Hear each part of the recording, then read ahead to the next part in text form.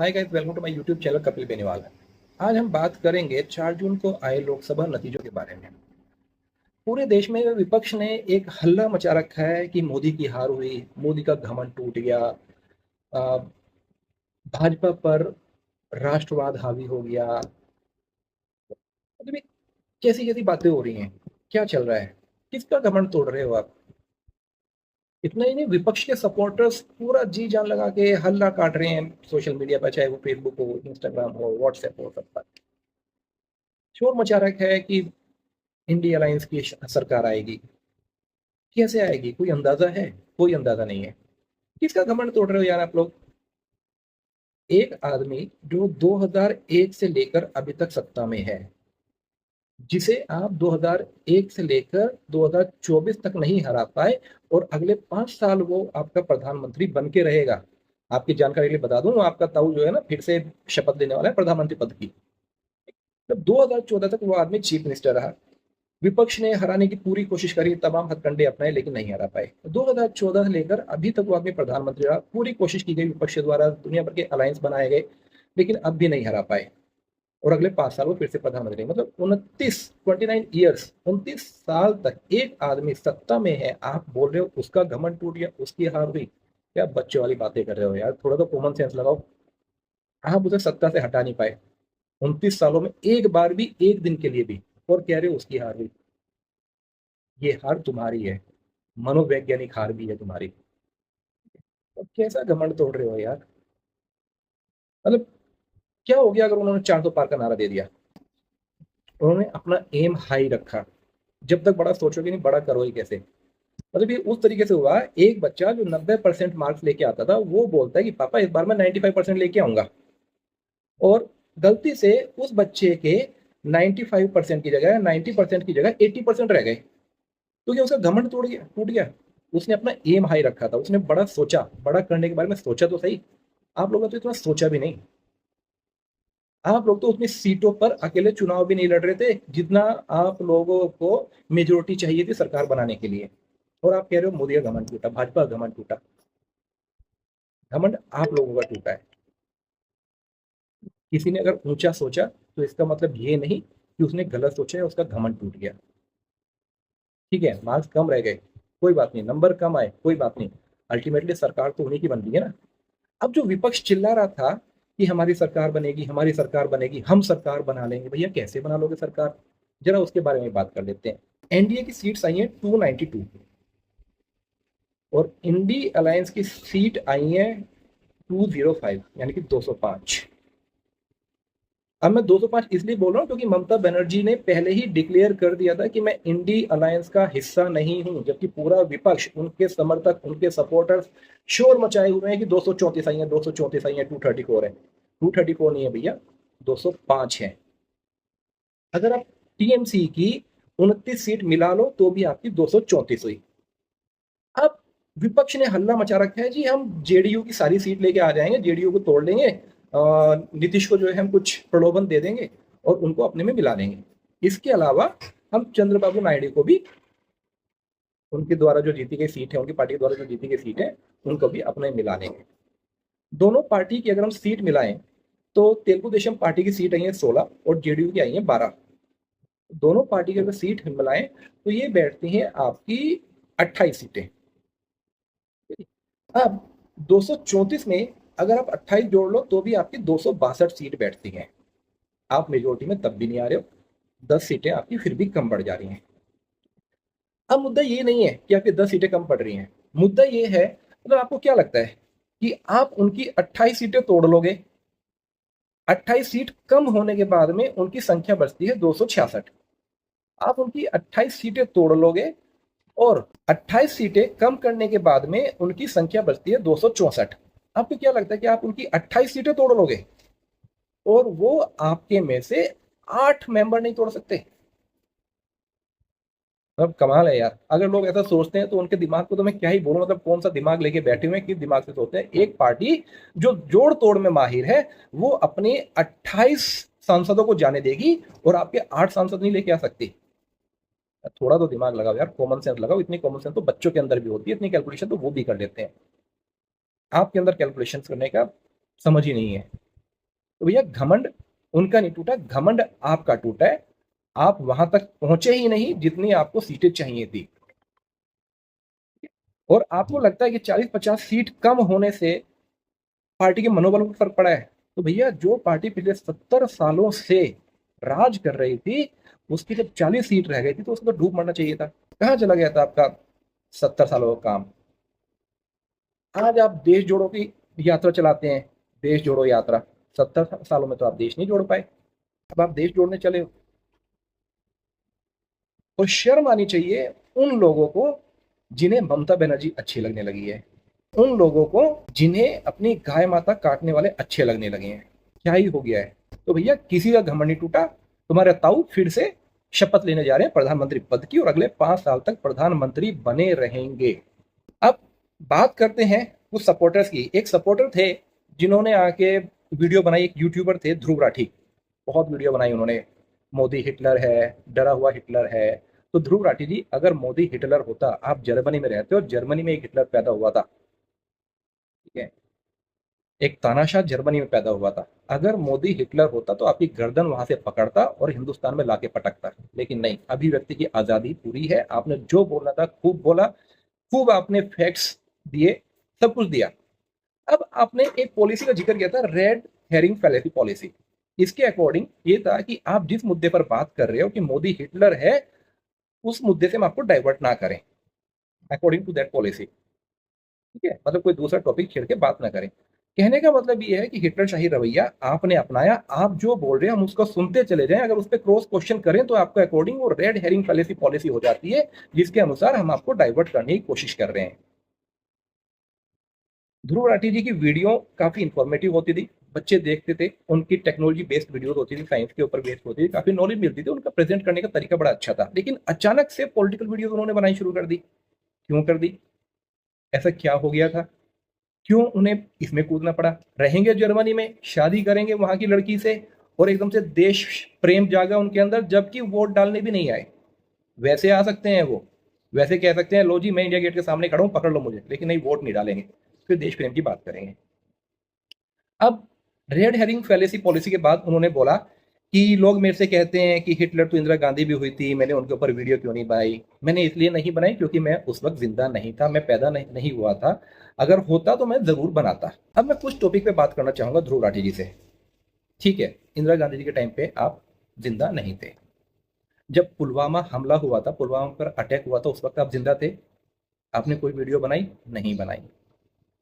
पश्चिम बंगाल में जो हालात हैं उसके ऊपर आपने कोई वीडियो बनाई? नहीं बनाई। केरला में हमारी गाय माता को सड़क पर काट दिया जाता है सिर्फ वर्तमान सरकार को अपोज करने के लिए, आपने उसके ऊपर वीडियो बनाई? नहीं बनाई।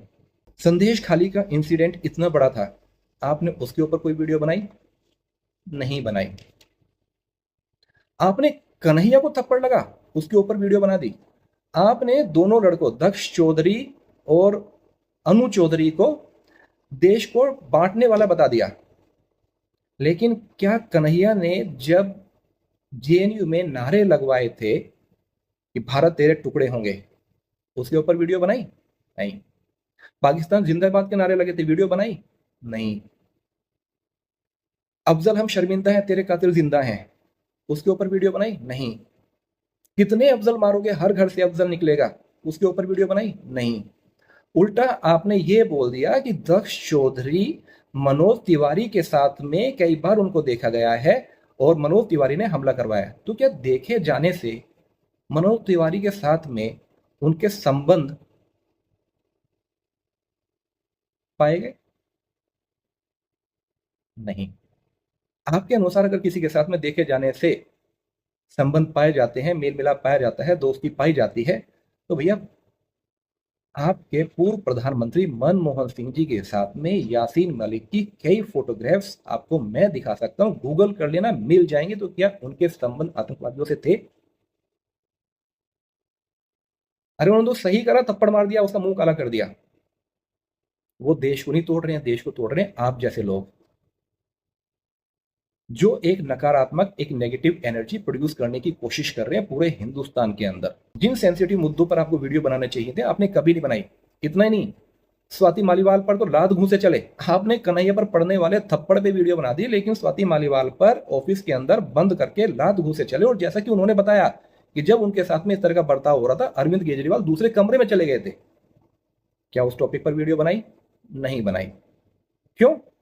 क्योंकि ये सब विपक्ष के एजेंडे थे। आपको विपक्ष पर कोई वीडियो बनानी ही नहीं थी। आपके अनुसार आपको लगता है जो सरकार सत्ता में है सिर्फ वही गलत है, विपक्ष पूरा दूध का धुला हुआ है। मान लिया जो सरकार सत्ता में है वो गलत है, लेकिन कहीं ना कहीं विपक्ष भी तो गलत होगा, किसी एक टॉपिक पर तो होगा। किसी टॉपिक पर तो आप बनाते हैं, लेकिन आपने किसी भी टॉपिक पर विपक्ष के खिलाफ कोई वीडियो नहीं बनाई। तो ध्रुव राठी जी, आपका जो प्रोपेगेंडा था ये पूरा फेल हो गया है। गवर्नमेंट फिर से बनने जा रही है। और हाँ, प्रोपेगेंडा की स्पेलिंग मुझे आती है। एलविश यादव को आपके सपोर्टर्स ने, आपने एक तरह का उनके खिलाफ चला दिया कि ठीक है उनको तो प्रोपेगेंडा की स्पेलिंग नहीं पता। 95% लोग इस देश में ऐसे हैं, उनसे अगर कुछ पर्टिकुलर वर्ड्स की स्पेलिंग पूछ ली जाए तो वो शायद सही स्पेलिंग ना बता पाए। भाषा अपनी बात रखने का एक माध्यम है। अगर उस पर हम कमांड कर लें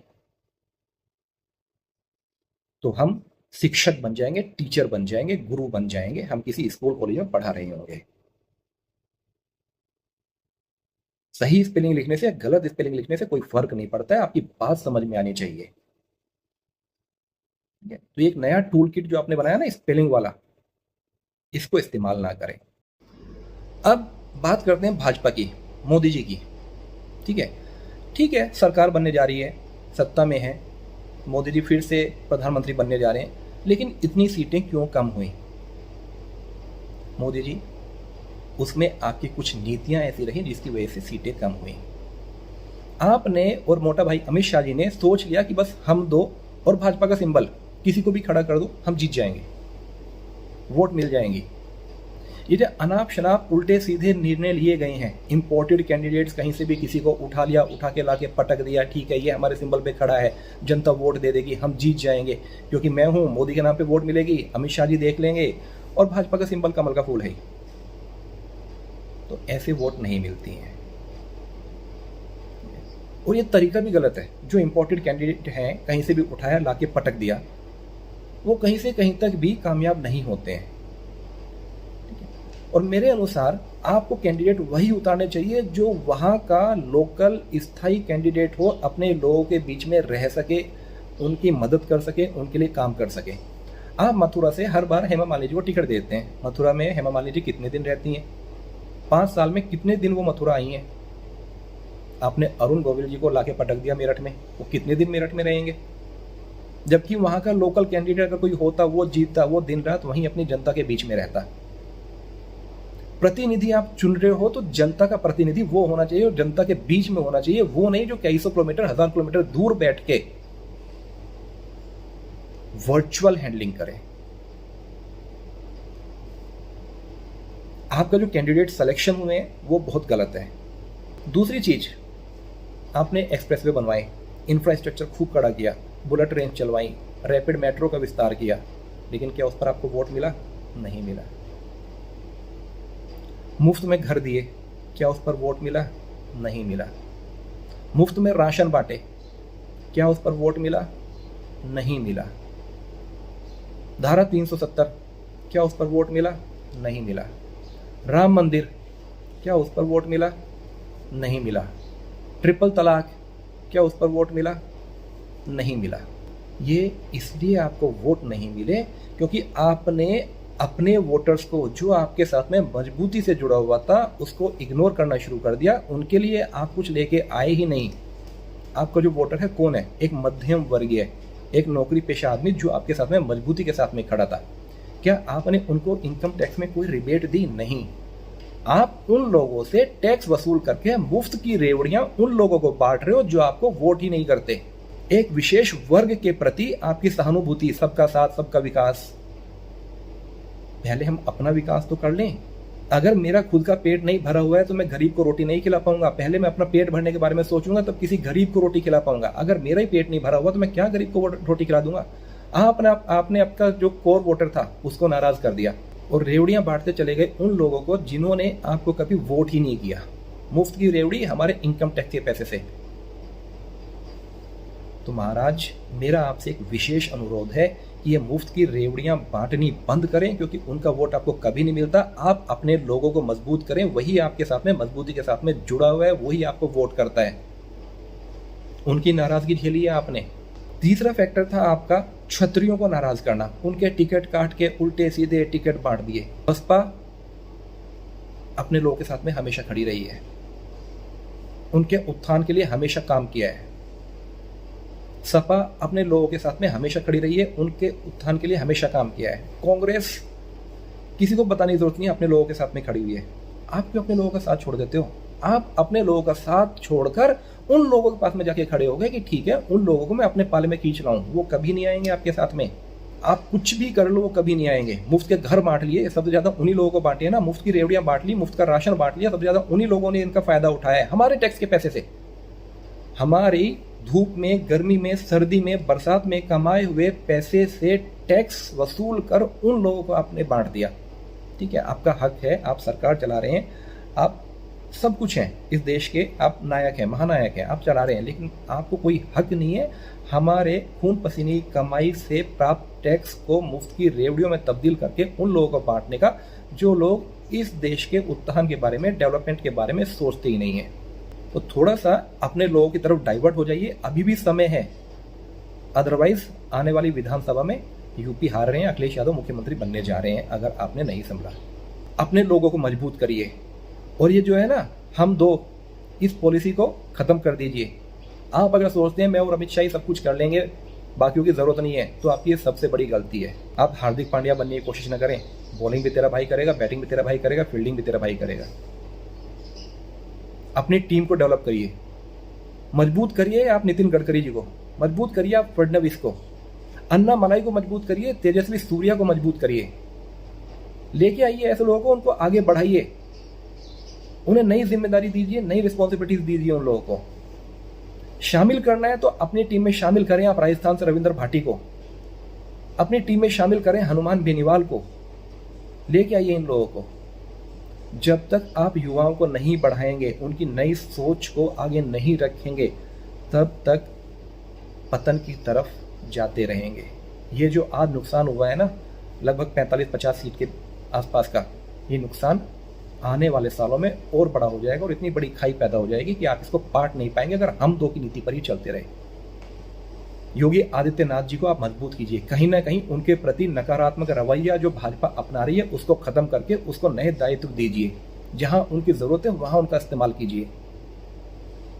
अपनी टीम आपको डेवलप करनी पड़ेगी, तभी आप आगे बढ़ सकते हैं, वरना इस तरह जैसे तैसे आगे खेल खत्म है। युवाओं को आपको अपने साथ में जोड़ना पड़ेगा।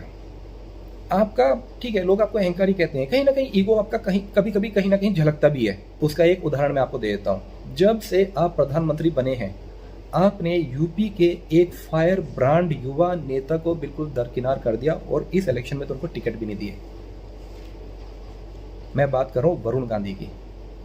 उनका इस्तेमाल कर सकते थे आप, नई पहचान बना सकते थे। वो ज्योतिरादित्य सिंधिया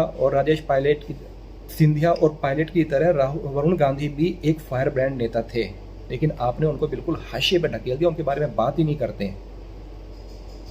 लेके आइए उनको वापस, नई जिम्मेदारी दीजिए। इग्नोर मत करिए, क्योंकि सिर्फ उनके नाम के सामने गांधी जुड़ा हुआ है तो इस वजह से इग्नोर मत करिए। वो आपके भाजपा की, आपकी पार्टी की एक नई धुरी बन सकते हैं। योगी आदित्यनाथ जी के साथ में कंधे से कंधा मिलाकर चल सकते हैं, जैसे सिंधिया जी ने शिवराज चौहान जी के साथ में कंधे से कंधा मिलाकर चले और पूरे के पूरे मध्य प्रदेश को भगवा कर दिया। अपने दिल से थोड़ा सा तो मैल निकालिए इनके प्रति। वो युवा है, बोलने की समझ है, कहाँ क्या बात करनी है उसकी भी समझ है, और अपने विचारों से, अपनी नीतियों से एक नया बदलाव लेके आ सकते हैं। दरकिनार मत कीजिए। जब तक अपनी टीम को डेवलप नहीं करेंगे, आप आने वाले चुनाव में नुकसान ही झेलेंगे, फायदा नहीं मिलेगा। आपका कोर वोटर आपसे कटता जा रहा है, क्योंकि आप उनसे कटकर उन लोगों के साथ में खड़े हो गए हैं जो आपके साथ में कभी ना था और ना कभी होगा। तो अपनी नीतियों में बदलाव कीजिए। इसके अलावा विभिन्न कॉर्पोरेट में आपने देखा होगा सबकी सेल्स टीम होती है। सेल्स टीम में कुछ फ्रंट लाइनर्स भी होते हैं। वो फ्रंट लाइनर्स डेली बाजार में जाते हैं उनको टारगेट दिया जाता है कि ठीक है भैया, आपको 20, 25, 30 दुकानें रोज करनी ही करनी है, उन दुकानों पे जाना ही है, उनसे पूछना है, उनकी परेशानी पूछनी है, ऑर्डर्स लेके आने हैं, उनकी परेशानियों का समाधान करना है। उस तर्ज पर काम कीजिए। आपके जो विधायक और सांसद चुन के आए हैं, क्या करेंगे 5 साल? लग्जूरियस लाइफ जिएंगे, अच्छे रिसोर्ट्स में रहेंगे, अच्छे फार्म हाउसेस बनाएंगे, विदेशों में इनके बच्चे पढ़ेंगे, लेकिन जनता के लिए क्या करेंगे? जनता के बीच जाएंगे ही नहीं। जब एक कॉर्पोरेट कल्चर में डेली एक आदमी जिसको हायर किया गया है 30 दुकानें रोज कर सकते हैं, तो आप अपने विधायक को, अपने सांसद को निर्देश दीजिए कि भैया आपको डेली 10 गांव में जाना ही है और 10 गांव में 5 घरों में मीटिंग करके आनी है, 5 घरों में बैठना ही है। क्यों सिर्फ चुनाव के वक्त गांव में घूमते हैं? क्यों सिर्फ चुनाव के वक्त गांव में जाके उनके घर में बैठ के खाना खाते हैं? डेली क्यों नहीं हो सकता? करते क्या है? जब तक जाएंगे नहीं तब तक जुड़ेंगे नहीं लोगों से। अमेठी इसका ताजा तरीन उदाहरण है। पिछली बार जीत लिया, इस बार बढ़िया तरीके से हारे हैं।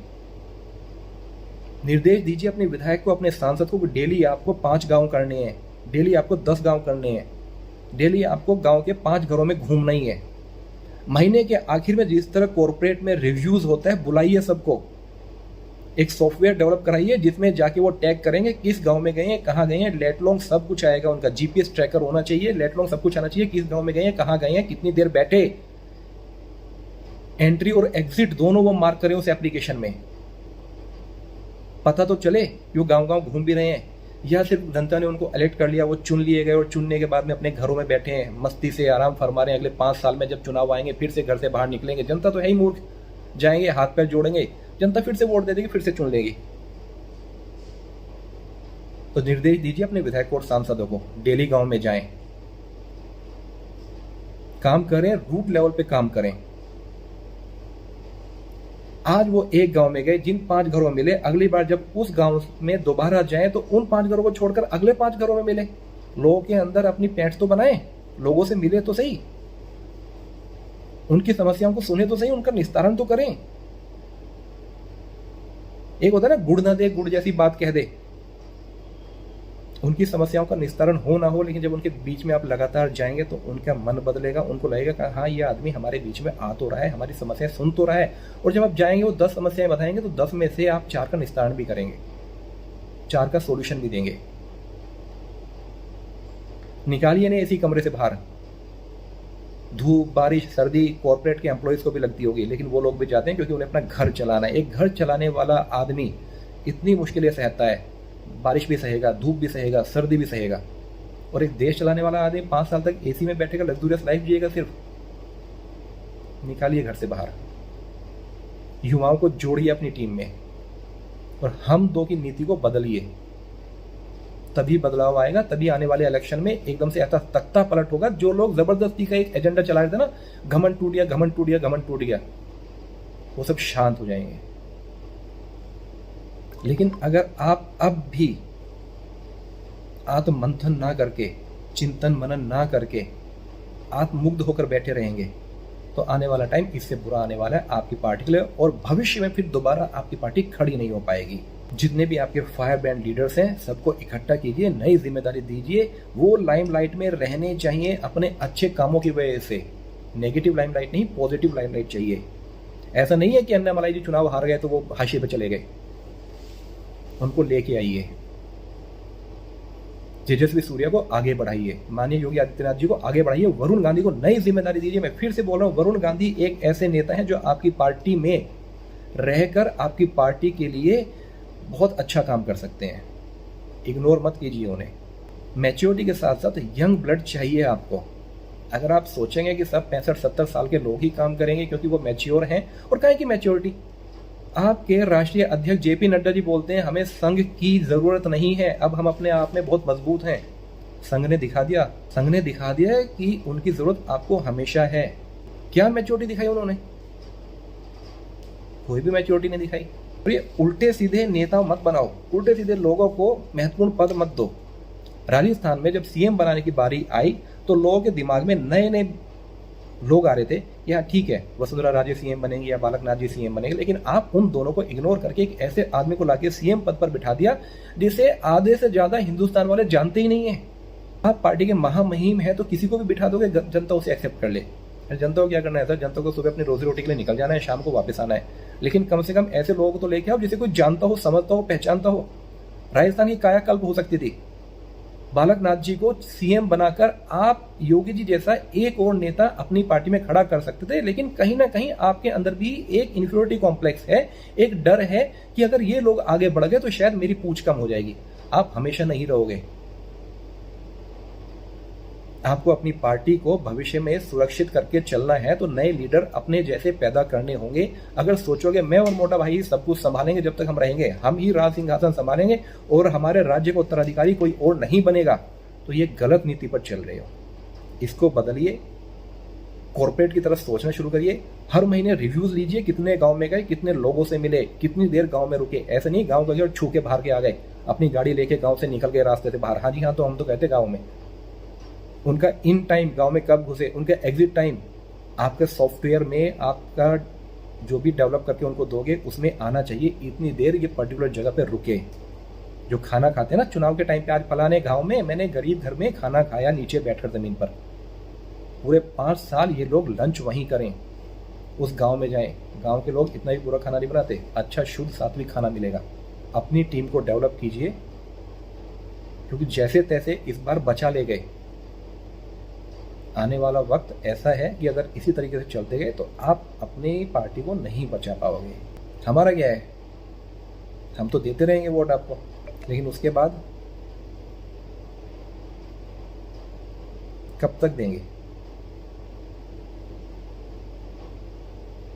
तो सर मैं हूं तो बहुत छोटा सा आपके सामने, ठीक है। आप पूरा देश संभालते हो, 150 करोड़ की जनसंख्या है, उसको संभालते हो, उनके लिए पॉलिसीज बनाते हो।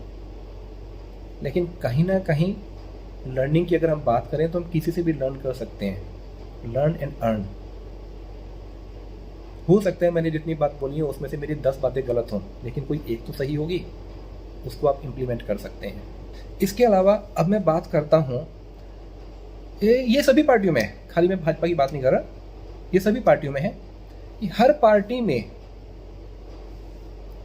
हर वार्ड में, या मैं बोल दूं हर मंडल में, ये मंडल अध्यक्ष, ये वार्ड अध्यक्ष, ठीक है। मंडल अध्यक्ष के बाद फिर उपाध्यक्ष भी होता है, फिर कोषाध्यक्ष भी होता है, फिर सचिव भी होता है, ठीक है। मतलब सफेद कुर्ता पजामा पहने लोंडे मिलेंगे, ठीक है, उनकी गाड़ियों पे स्टिकर लगे रहेंगे, ये मंडल अध्यक्ष, ये वार्ड अध्यक्ष, ये उपाध्यक्ष, ये सचिव, ये महासचिव, ये कोषाध्यक्ष।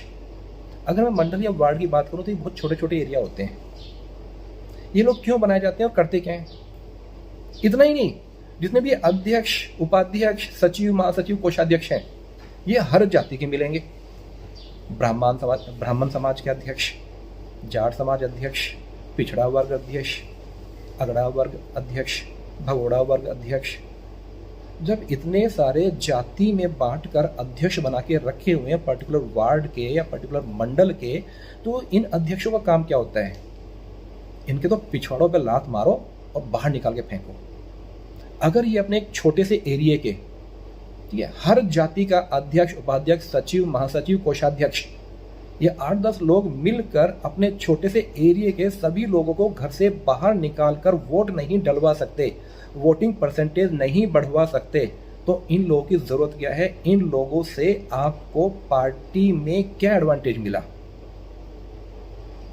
जब ये अपने मोहल्ले के, अपने वार्ड के, अपने मंडल के लोगों को घर से निकालकर वोट नहीं करवा सकते, बेशक वो वोट विपक्ष को चला रहे, कम से कम वोटिंग परसेंटेज तो बढ़े। तो क्या जरूरत है आपको इन लोगों की? क्या एडवांटेज ऐड कर रहे हैं ये आपकी पार्टी के लिए? बस जबरदस्ती का सफेद कुर्ता पजामा पहनेंगे, फोटो खींचेंगे।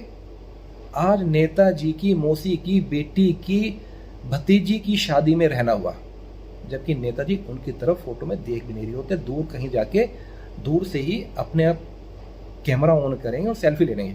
नेताजी के साथ में रहना हुआ, जैसे नेताजी बेचारे इनके साथ बिना रह ही नहीं सकते।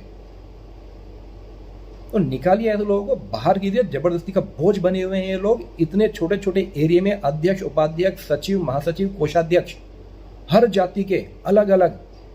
ये अपने लोगों की वोट भी नहीं डलवा सकते, वोटिंग परसेंटेज भी नहीं बढ़वा सकते, तो आपको जरूरत नहीं है इनकी।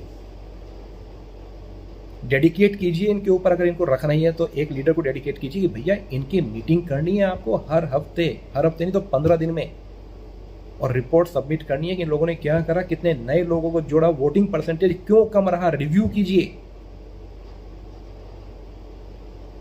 जबरदस्ती के गाड़ियों पर ये स्टिकर छपवा के जो दबंगई दिखाते हैं ना, ये खत्म कीजिए। बस इतना ही मेरा कहना था। आपके साथ में मजबूती से हम जुड़े हुए हैं, देश के लिए मजबूती से जुड़े हुए हैं, देश की प्रगति हम भी चाहते हैं।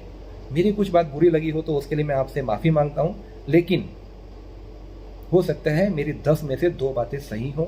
जो भी आपको सही लगा उसको इम्प्लीमेंट करने की कोशिश कीजिए। और आपको बहुत बहुत बधाई, बहुत बहुत शुभकामनाएं देश का प्रधानमंत्री बनने की। फिर से अगले 5 साल वो काम कीजिए जो पिछले 10 सालों में आप नहीं कर पाए। निर्णय लीजिए, मजबूती से लीजिए, अपनी टीम डेवलप कीजिए, अच्छी टीम डेवलप कीजिए।